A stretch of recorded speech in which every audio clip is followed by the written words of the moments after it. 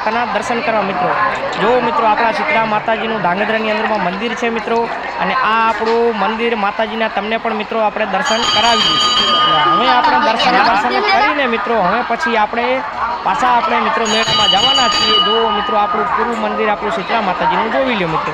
ફરી આપણે પાછા આવી ગયા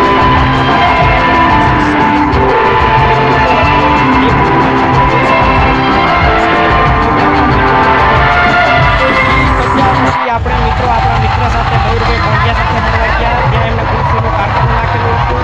એ આપણા બધા મિત્રો સાથે મળ્યા અને મુલાકાત કરી અને ખૂબ આપણે મોજ કરી, કૃષિ મિત્રો સાથે ખાધી અને આનંદ માણી, અને ત્યાંથી પછી આપણે આગળ નીકળ્યા। આગળ નીકળીને